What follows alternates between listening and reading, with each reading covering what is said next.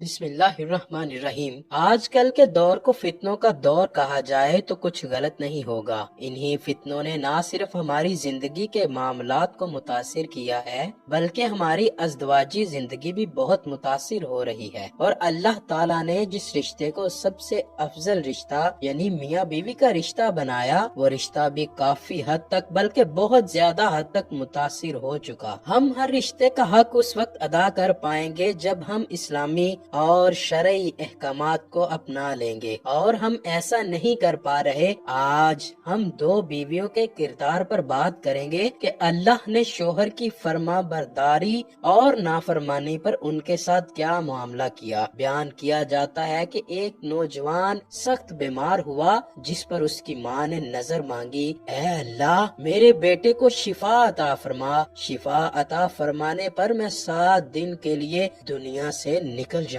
گی۔ اللہ نے اس کی دعا پر لڑکے کو شفا عطا فرما دی، لیکن وہ عورت اپنی نظر پوری نہ کر سکی۔ چنانچہ ایک رات اس عورت نے خواب دیکھا کہ اس میں ایک بزرگ اس سے کہہ رہے ہیں، اے خدا کی بندی اپنی نظر پوری کر تاکہ تو اللہ کے عذاب سے محفوظ رہ سکے۔ صبح جب وہ اٹھی تو اس نے اپنے بیٹے کو بلایا، اسے سارا ماجرا بیان کیا اور کہا کہ قبرستان میں میرے لیے ایک قبر کھود دو اور مجھے اس میں دفن کر دو۔ چنانچہ لڑکے نے اپنی ماں کے حکم کے مطابق قبر کھود دی اور اپنی ماں کو زندہ اس میں دفن کر دیا۔ عورت نے قبر میں دعا کی، اے میرے اللہ، میں نے اپنی وسعت کے مطابق اپنی نظر پوری کی، اب تو مجھے قبر کی آفتوں سے محفوظ رکھ۔ اتنے میں کیا دیکھتی ہے کہ اس کے سر کی جانب ایک روشن دان ہے، اس روشن دان سے ایک باغ نظر آ رہا ہے اور اس باغ میں 2 عورتیں بیٹھی ہیں۔ ان عورتوں نے اسے آواز دی اور اپنے پاس بلایا۔ اتنے میں روشن دان قدرت کے حکم سے وسیع ہو گیا۔ وہ عورت باغ میں ان عورتوں کے پاس گئی، جا کر دیکھتی ہے کہ وہاں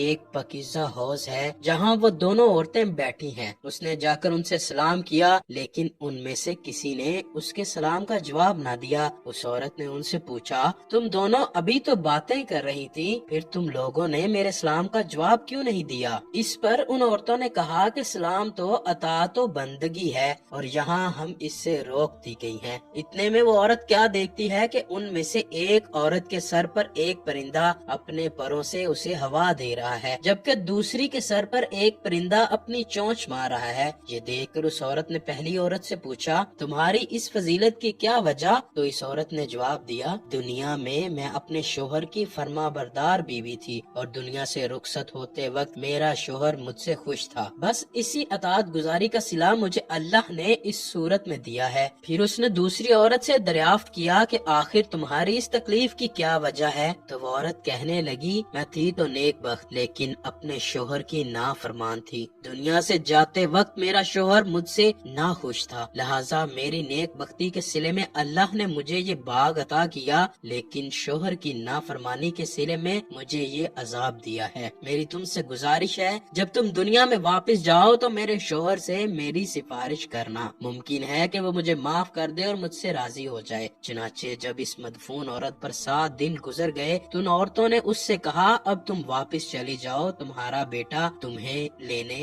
آیا ہوا ہے۔ جب وہ واپس قبر میں گئی تو اس کا لڑکا قبر کھود رہا تھا۔ جب لڑکا اپنی ماں کو لے کر گھر گیا تو خبر مشہور ہو گئی کہ فلاں عورت 7 دن کے بعد اپنی نظر پوری کر کر قبرستان سے واپس آ گئی ہے۔ تو جوک در جوک لوگ اس سے ملاقات کے لیے آنے لگے، جن میں اس عورت کا شوہر بھی تھا جس نے اس عورت سے اپنی سفارش کا کہا تھا۔ چنانچہ اس نے باغ والی عورت کے شوہر سے سارا ماجرا بیان کر دیا اور کہا کہ تمہاری بیوی تم سے معافی چاہتی ہے اور تمہاری رضامندی چاہتی ہے، جس پر اس کے شوہر نے اسے معاف کر دیا۔ پھر ایک رات اس عورت کو خواب آیا جس میں اس شخص کی بیوی اس سے کہہ رہی ہے، اے بی بی، تیری وجہ سے اللہ نے میرے گناہ معاف کر دیے اور میرا عذاب ختم کر دیا گیا، اللہ تیرے بھی گناہ معاف فرمائے اور تجھ سے راضی ہو جائے۔ اس واقعے سے ہمیں سبق ملتا ہے کہ شوہر کی فرما برداری کا کتنا بڑا صلہ ہے۔ اللہ ہماری تمام بہنوں کو اطاعت شوہر کی توفیق عطا فرمائے اور حقوق العباد کی فکر کرنے اور اسے پورا کرنے کی توفیق عطا فرمائے۔